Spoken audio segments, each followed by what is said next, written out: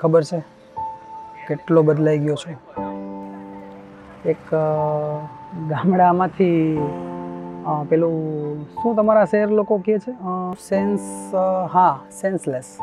Senseless ડોબો, એમાંથી આજે હું મોડર્ન થઈ ગયો છું. તારા સવારે ઉઠું છું ને ત્યારે મને તું જ દેખાય છે. તો જ્યારે મારે સાથે હોય છે ને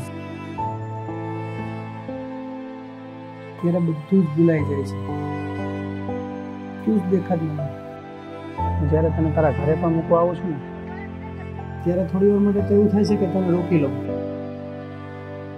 પણ એમાં મારો હક નથી અત્યારે. અને હા,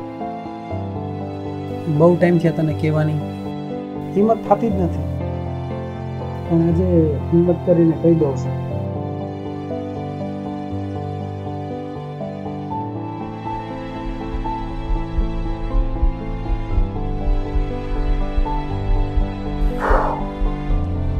તું મારી જીવનસાથી બનીશ?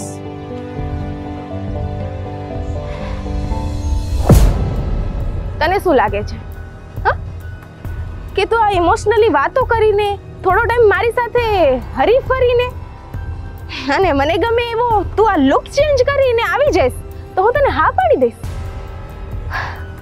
વાહ વાહ, શું તારી એક્ટિંગ છે!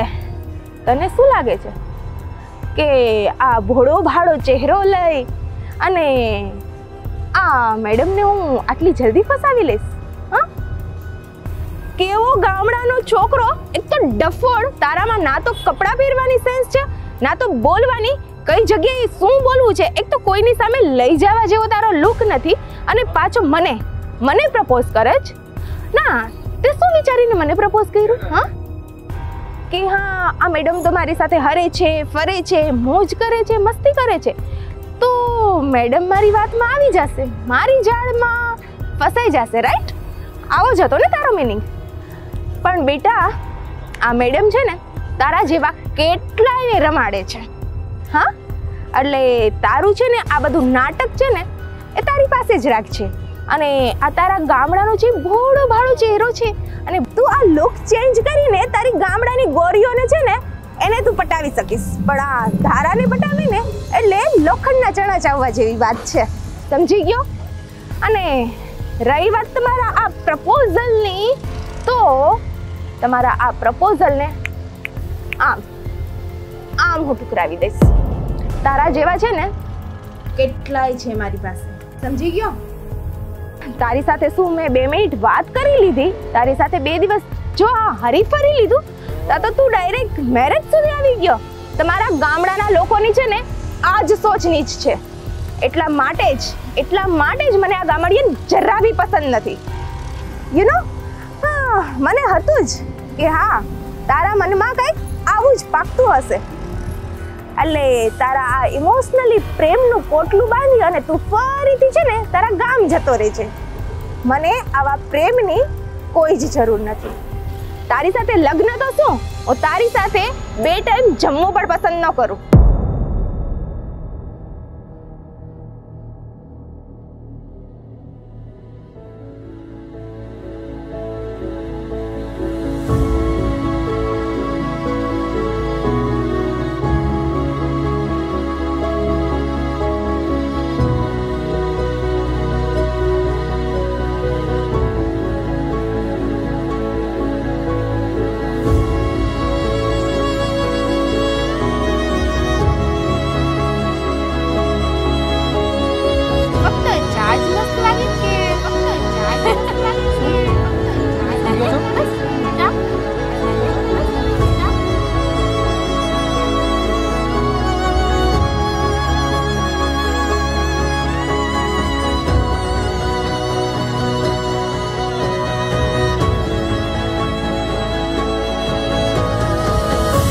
બાબા જલ્દી આવે.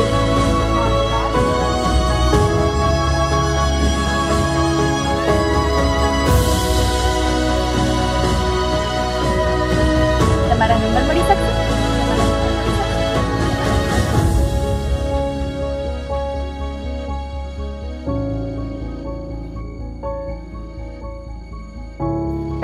લગ્ન તો શું, હું તારી સાથે 2 ટાઈમ જમવું પણ પસંદ ન કરું.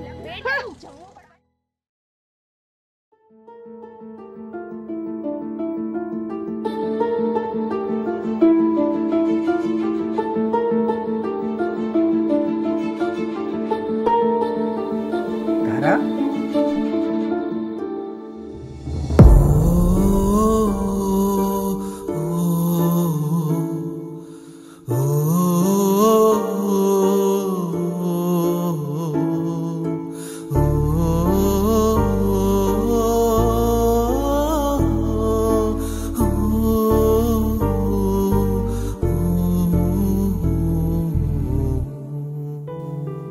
આ બધું શું છે ધારા?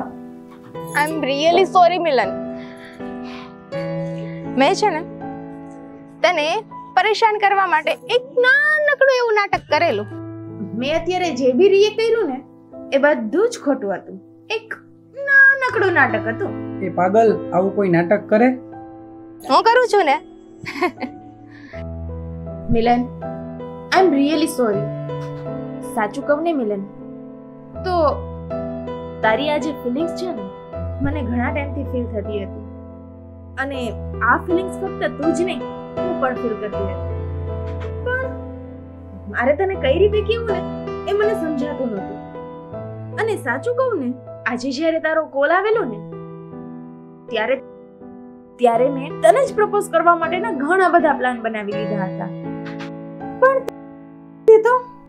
તે તો આ રીતે મને પ્રપોઝ કરીને મારી પાસે તો શબ્દો જ ન રહેવા દીધા. તો પછી મેં એવું વિચાર્યું કે તારું એકનું જ પ્રપોઝ શું કામ એને સ્પેશિયલ બને, મારું પણ બનવું જોઈએ ને. એટલા માટે સડનલી મને એવો વિચાર આવ્યો કે તારા પ્રપોઝને હું વધારે ખાસ બનાવું. એના માટે મેં નાનું એવું નાટક કર્યું. મેં મારી સ્ટાઇલની અંદર આ સ્પેશિયલ સરપ્રાઈઝ આપી તને. અને આ નાટક પહેલી ને છેલ્લી વાર. આઈ એમ રિયલી સોરી. પાગલ, સોરીની કાંઈ જરૂર નથી.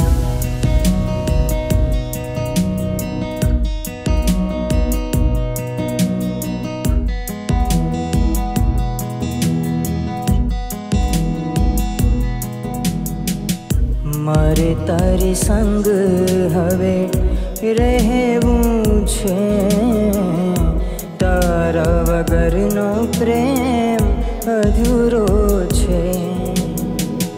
મારે તારી સંગ હવે રહેવું છે,